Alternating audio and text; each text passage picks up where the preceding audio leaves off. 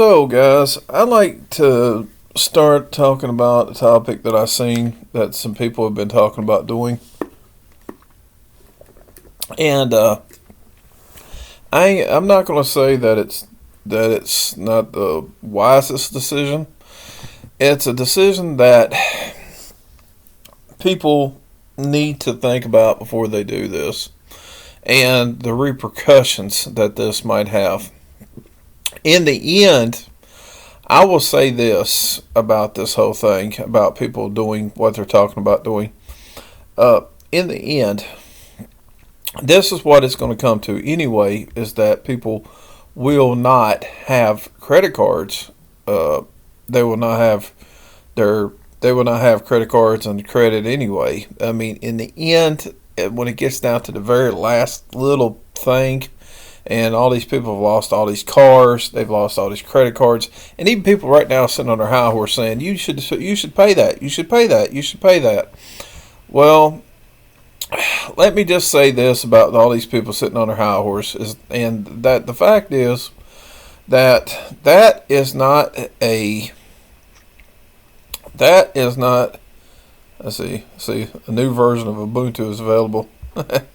uh, so yeah, that is not necessarily a true statement for everybody. That is a malicious actual kind of statement for everybody. So let me talk real quickly about what. Um, so let me talk real quickly about something and why people should or should not outrun their credit card debt, outrun their debt. And really, it doesn't matter if you try to outrun your debt or not. You are going to uh, you're going to catch it whether you do or not. I mean, now there's two different things. There's two different ways of the credit card of the debt thing. One is the inability to pay, and right now America is not really seen as the inability to pay. All right, because we've had a lot of job losses, and it's coming. But in 2026, they're saying that 2026 is going to be the year that people are intentionally going to drop it and not pay their debt. And I've seen an alarming rate of people saying we're not planning on paying our debt. This is impossible. We're not going to do it. Well, let me just say this. If that is a goal of yours to not pay your debt, if that's something that you think is a wise decision, then so be it. But I would say this, to intentionally not pay your debt. Not pay your debt because of your not pay your debt because you're doing it on purpose might not be the best route to go.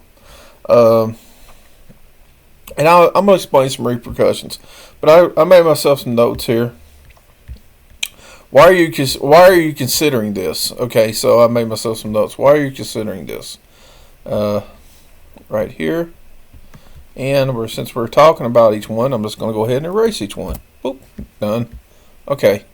So, why are you considering this? I mean, if you're considering this just because you want to have more money to blow, because you want to buy a pair of Nikes, or because you want to buy a pair of Jordans, if you were doing this because you want to buy more fancy guns and shoes and boats and stuff like that, if you want to buy a boat or something like that, and you just want to have some cash in your pocket, you want to have more money to go out running around on the lake with your boat, stuff like that, this is probably not the best solution. As a matter of fact, if you're doing this because you want to go camping with your kids on the weekend in a camper and a boat, well, let me tell you something. They can come out with the law. The law will come to your house, and that they will serve you papers. And this is all after you sign a sheet of paper, sign something saying that you took a certified letter. It will do first thing will happen. They will send you a certified letter. Okay. in the mail, the mail lady will knock on your door and send you a certified letter. You can say that you do not accept certified letters. You can if you're going to do this thing, if somebody's trying to send you a certified letter, if they're trying to send you something saying they're going to sue you, do not accept certified letters. Do not. If you do that, if you accept a certified letter, if you do anything like that, you are going to get sued and you're going to get judgment put on you. Okay? Certified letter means that they acknowledged that you were acknowledged that you owed the money and everything else, and that they tried to contact you. Once you receive that certified letter, you're getting sued. So don't accept the certified letters at all. And they can sue you in a lawsuit in court without serving a certified letter first, I believe. I know for me, whenever I got sued and got my judgment put on me, it was they had to serve a certified letter. They served a certified letter first. But why are you wanting to do this? I mean, if it's just for dumb reasons, if it's for some stupid shit or something like that, do yourself a favor. Do not do this thing, because once you do this, it's going to be on your credit for 7 to 10 years. You're going to have bad credit. There's just going to be a lot of just shit rolling downhill from there. Pardon French. And it's going to be a shit rolling downhill effect. It's going to be just rolling downhill. The shit will be rolling downhill. Because, let's put it this way. If you go get a car or a subprime, you'll have to take a subprime car loan. And you may have to deal with buyer payer lots, for a while. Some buyer payer lots actually want to pull your credit, and they check your credit before they even give you a loan. So you may not be able to even get a loan through a buyer payer lot, because they'll check your credit, and you'll be able to get it, but it just will increase the down payment needed, but based on your credit history. All right, then you'll want to buy. You'll also need to go rent, and they'll pull your credit to rent. They'll pull your credit at certain jobs. So take this into consideration, that your jobs, renting, the whole system today compared to whenever I outrun credit. A long time ago, I outrun credit. So I'm gonna get into that next, but I'll tell you my story in a minute. But truth matter is, it's changed a lot, and credit to be able to even get your power turned on. It's like, if you don't have good enough credit, you gotta have $250 deposit down. You gotta have $500 deposit down to get your power turned on, get the water turned on in your house. You gotta get You gotta have $200 down, $200 deposit, because you don't have credit. If they pull your credit, then you won't have to have any kind of deposit or anything. The same way as it is with gas. If you want to have gas turned on your house, they can pull your credit. You got good credit, hey, no big deal. We'll go ahead and turn on your gas. If you don't have good credit, then you have to pay these fees up front. And then a lot of times, I know for me, to be able to actually pay some of these deposits and everything, I remember one time, because I dealt with cash the way at that time. Whenever I outrun credit, I had to actually physically drive 45 minutes to walk into an actual physical place and hand them the cash in hand to be able to actually get my power turned on at Duke Energy. So, I had to drive 45 minutes. So think about that, okay? There is advantages to it. Now, I dealt with cash at the time. I didn't have any kind of debit card, but what I'm going to show you some options about that. But think about that. You are going to be paying higher interest rates. Being able to rent someplace is going to be very hard.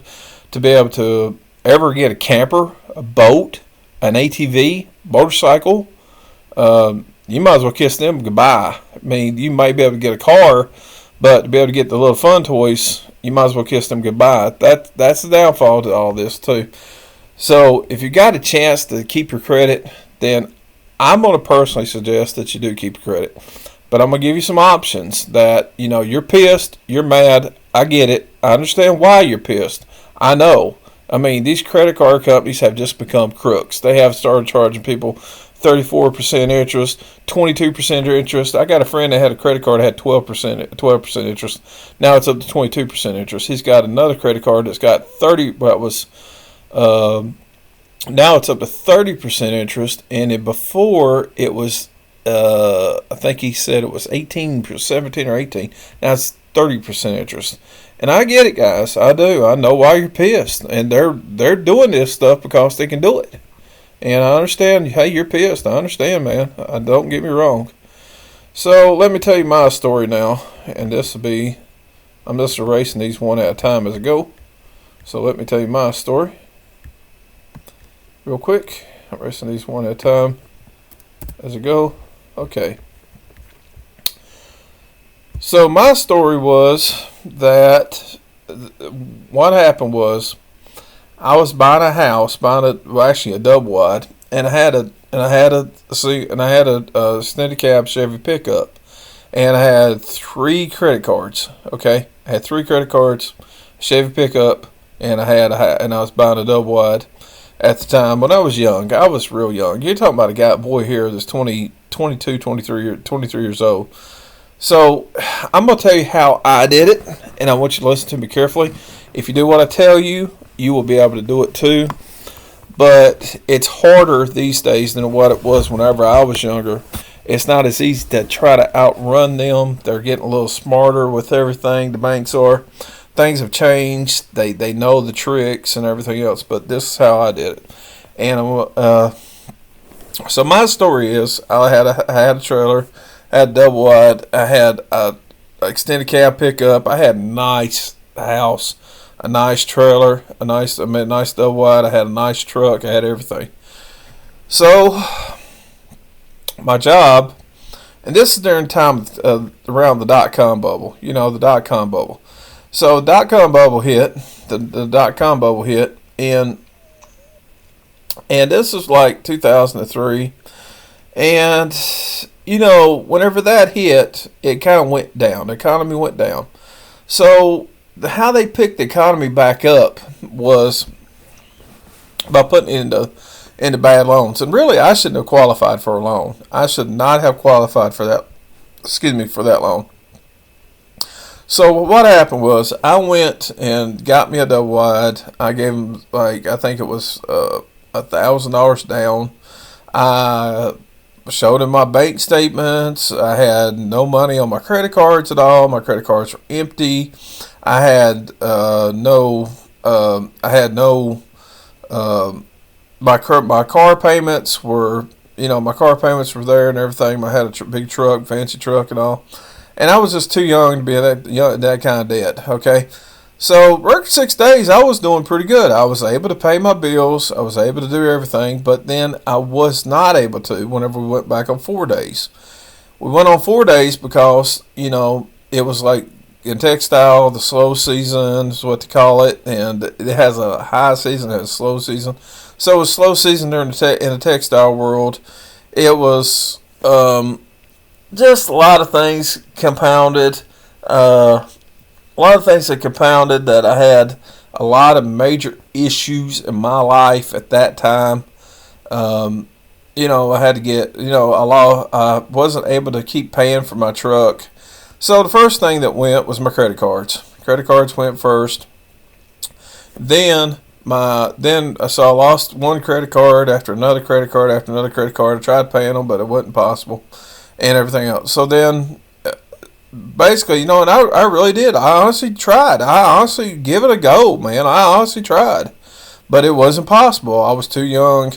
The economy was too slow. I didn't have a wife. I didn't have nobody to help support me. I didn't have anything else. I didn't have no double income coming in my house. So I was just too young. These people were just giving the loan. And even though I was that young, I was only 23. I had an 800 credit score. So I got to give them, I think it was 785. But at one point, I think it was actually up to 801 before they started taking out any kind of loan, any kind of thing. So I had stellar credit. So you got to give the bank credit for that. I was awesome when it come to credit. So I worked my ass off. I tried, and I actually did, but it hit me, and it hit me hard. And I lost my credit cards. First thing to go. So I said, okay, I don't have credit no more, but I still got the truck and I still got the house. So I worked on paying on the truck and I worked on paying on the house. So that went on for a little while longer. Lost it, and then they took the truck. Well, the truck was a nightmare though. That's where the problem come in. All right, so let's still living in my double wide. Went down to buy your pay your place. Got a car down there because we were talking about an extended cab. We were talking about an extended cab, fully loaded Chevy Silverado, 2001 model, and this was 2003. Or no, it was 2000 model, and this was 2003. The car was only 3 years old. It was a $30,000 truck back then. That was 25 years ago, so it's expensive. And it was nice though, man. I had a nice truck. It was nice. I had a real nice truck, beautiful truck, but I lost it. So so I'm riding around in a beat up Datsun, Nissan by Datsun pickup. All right, and it was in good shape. It wasn't beat up. It was in good shape actually. A good little truck. Had a Z24 motor in it. A little 5-speed 2-wheel drive, and I liked that little truck to death. It was a fun, good little truck to drive. So as time went on, though, time went on. I just was not able to keep paying for the double wide. A little bit more slow time. A little bit got hit a little bit harder. Wasn't missing. My pay wasn't quite as good, so I lost the double wide too. Okay, so that's my story. And so what happened was, while living in the double wide, driving the Nissan pickup, I had the mailman come knock on my door and said, "Here, I want to serve you this certified letter." All right, so he served me the certified letter. I signed for the certified letter, and I believe I signed a sheet of paper at that time. They didn't have tablets. Nowadays they have tablets for those things, but I signed a sheet of paper, and maybe they had a tablet, but I don't think. No, here we're talking about 2003. I don't think they had anything kind of fancy like that. But anyway, I signed a sheet of paper, and I think the mailman had to scan that thing, if I remember straight. He had to scan it with a scanner of some type. Maybe not. Maybe I'm wrong. I don't know. But anyway, I think he scanned that thing, and he handed me the certified letter. So I read it. It said that they owed me some money as big civil litigation papers. It come from United Federal Credit Union. So they sent me this.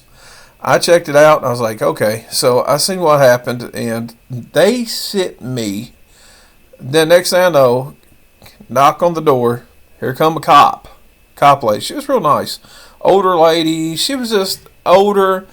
She was just going around serving those documents. She was just I don't think she had ever been a what they call a patrol officer. As far as there's some are what we call peace officers, and some are what we call patrol officers, where they actually do the patrol. They've been through certifications to do the patrol. Some officers are just what they call peace officers. So I think what she was just a peace officer. Sweet lady, wonderful lady. She really was. She was a great person. And she talked to me. She explained it to me. She said, "Now look, this is what's going to happen. This is what can happen to you. Now look, this can happen, and this can happen, and this can happen." So I said, "Okay." So they sued me. She come back, said, "Now you got a judgment on you." She said, "Now you need to pay this judgment." She said, "Now if you don't pay this judgment," she said, "you're going to send me back down here, and then they can come back down here and they can take cars, they can take trucks, they can put a thing on your house." She said they'll come after the money in some way. If you don't pay it, they'll come after your money. And I said, "Well, can they garnish my wages?" She said, "No, they can't. In this state, North Carolina, they can't. There's only 6 states. Now remember this. There's only 6 states that cannot garnish your wages. All the rest of them, though, if you're in the other 44 states, you can get your wages garnished because of that. Depending on how much money you owe, that can be a serious garnishment. You can be seriously garnished some serious stuff. I mean, if you owe $25,000 in credit card debt, you got 5 lenders all hitting you at the same time going into your check. It'll look like Swiss cheese by the time it's said and done. Now, and in some cases, I've even heard that, let's say, if you were to move to North Carolina, I think the other one was Kentucky, I think the other one was Missouri, If I remember straight, those were just, and then Texas was one. And so we got North Carolina, Texas, Missouri, Kentucky, and I think it was, if I'm not mistaken, it was Colorado was the other one. I looked them all up. There's 6 states, and they refuse. And I think the other one may have been Utah. And all these 6 states, they don't allow them to garnish your wages. But let's say you move from California, which does allow garnish your wages, and let's say that that you moved to North Carolina. You're working right beside me on a job. We're both just good buddies, right? What they can do, I've heard, and I haven't seen the case, but they can actually, at the state of California, can say, we want to, we have a legal thing here in California. We want to garnish this guy's wages, and then they can send out a paper garnishing the wages of you at your job in the new state, because that happened in that state, not your state.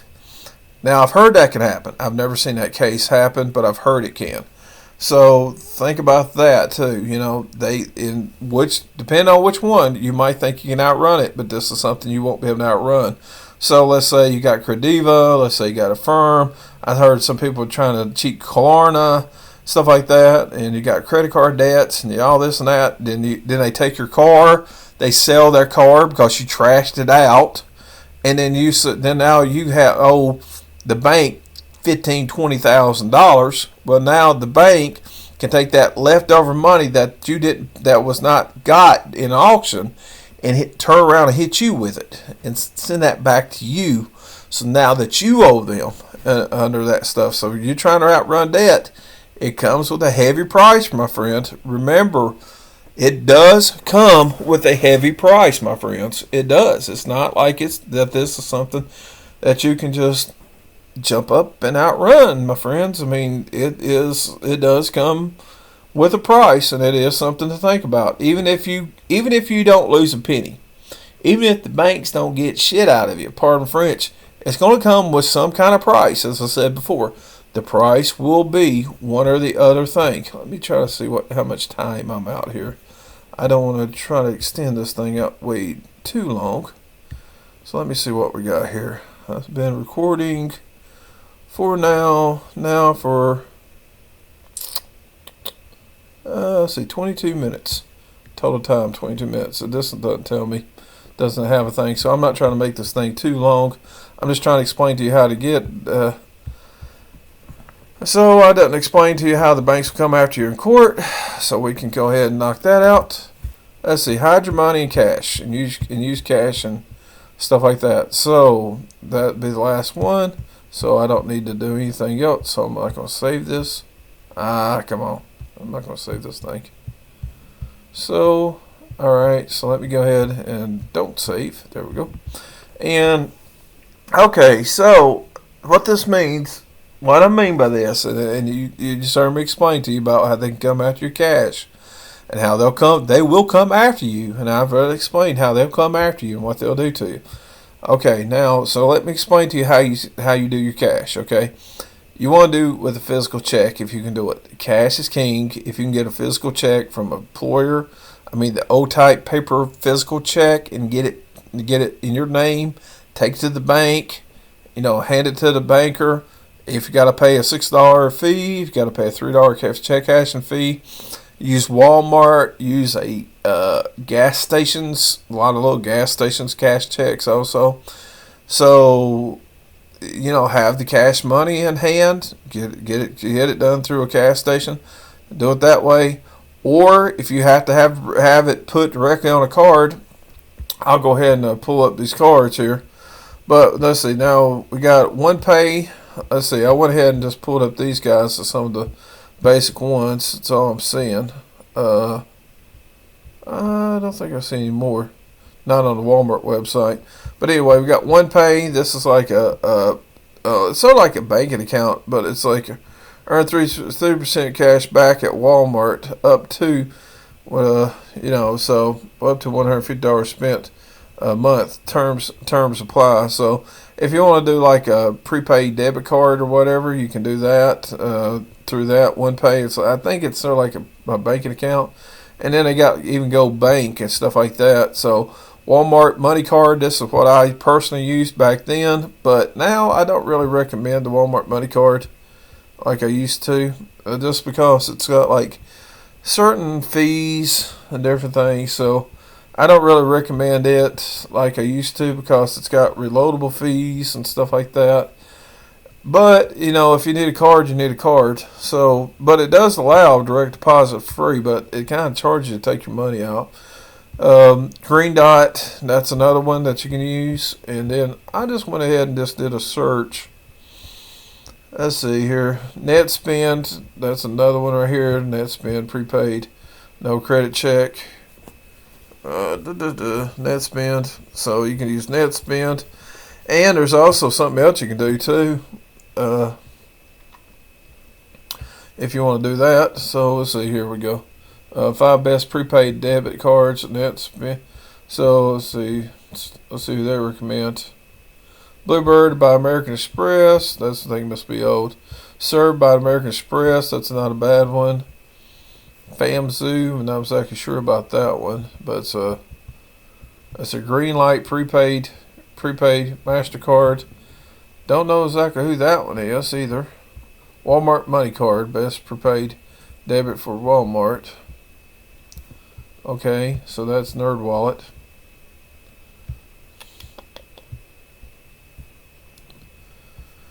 Let's see, Go prepaid card, Navy Federal Credit Union. Huh. They do Go prepaid card? No, they shouldn't do Go Bank. That should be Green Dot. Okay, so yeah, so you got spend money the smart way. So then you got a prepaid card, Go prepaid card. So you can actually load money on this thing too through the United States Federal Navy Federal Credit Union. Get your Go prepaid card online, activate and load money with Go prepaid card online through the mobile app. See, shop online. Okay. So there's another thing I want to show you too before you do that, and the reason why you'll find out in a second why I'm telling you to use these things, but there's a reason why. Now let me show you another one here real quick. Cash App. Now this is something else that some people are using. It works okay. Let's see, Cash App.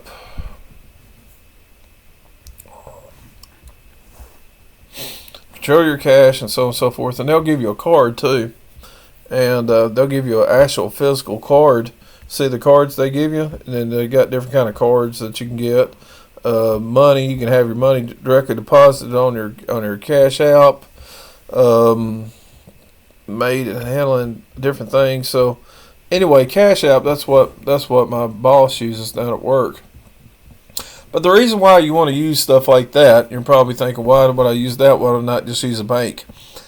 If it's in a bank, the creditors can know how much money you have.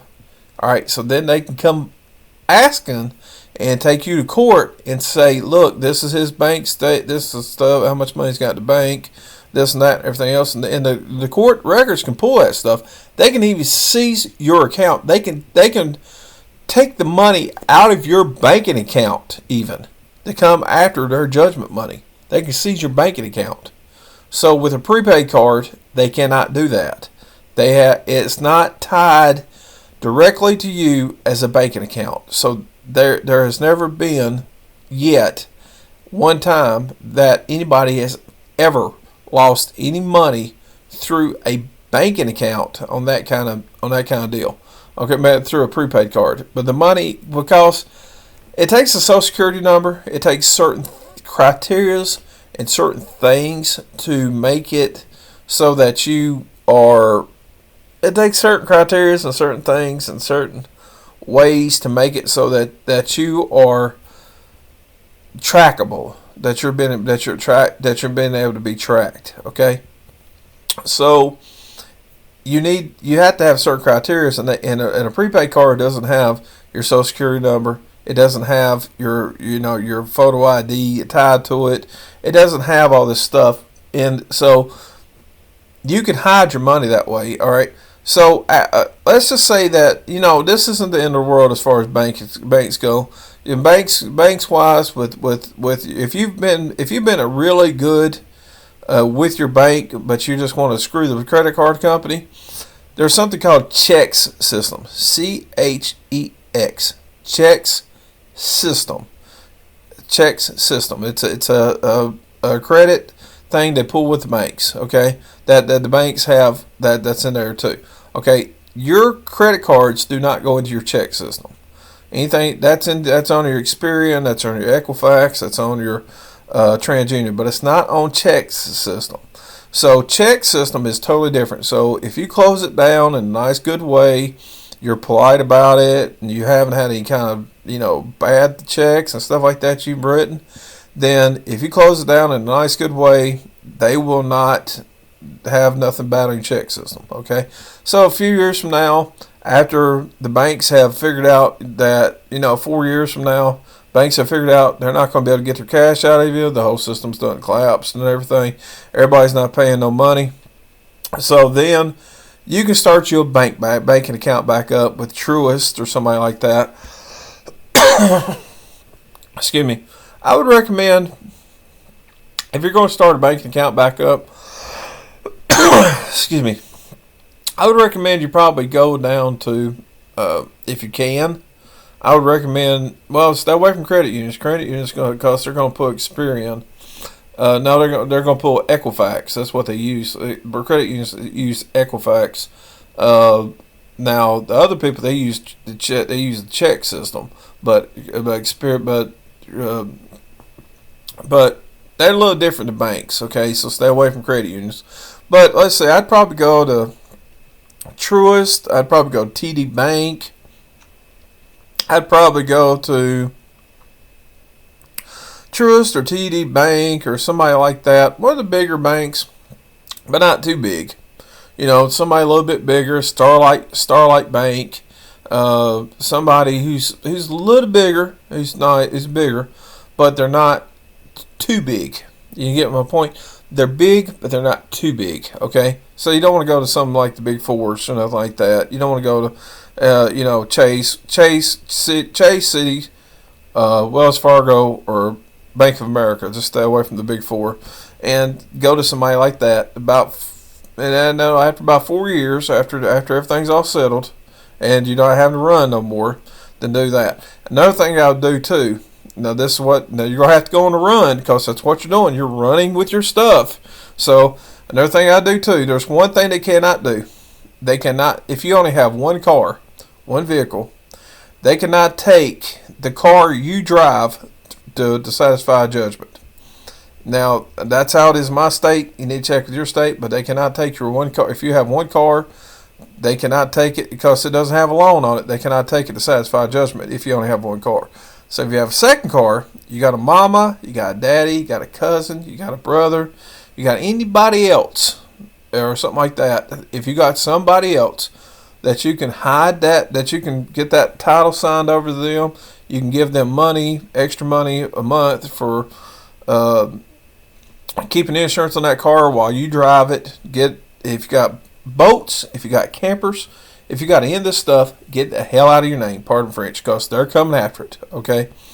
So just remember that. I'm teaching you this, but at the same time, though, do keep this in mind.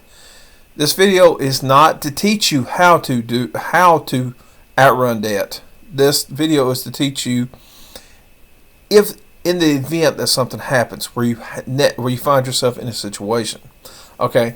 So, and I literally mean this because really, back when I was doing my thing, man, it was totally different. Just pay a deposit to get your power bill turned on, so on and so forth. And then on top of that, it was a little harder to get a cell phone. These days, we got prepaid phones and stuff. So in the cell phone world, it's kind of easier on that part. But nowadays, with the trying to rent anything, with trying to get power turned on, and having to pay extra exorbitant fees because you don't have good credit. I mean, you don't have good credit today, in this day and time, especially with, let's say, you want to go work at a big job. Credit these days is a big thing, okay, guys? So I'm just looking at it from a standpoint of, if you don't have to do this, don't do this. But if you have to do this and there's just no choice, hey, I'm screwed up, then do yourself a favor, get yourself out of debt, get yourself out of all this stuff. If you can do it, if you it's the best bet, then hey, do what you gotta do, man. I understand. I know. I've been there. Hey, these credit card companies, these banks, and all this stuff, they shouldn't be shitting people. Pardon French. But now, as far as let's say a firm, as Crediva, and places like that, Crediva and Affirm, and all these other buy now, pay later plans, we really legitimately have to feel sorry for them if they start losing it, because they only give you 8% interest rate, and 8.5, 10% interest rate with a set of payments for X amount of months, 18 months, 12 months, 36 months, 24 months. They're actually pretty decent quality thing, and to hurt yourself with those buy now, pay here, let pay now, buy now, buy now, pay later plans.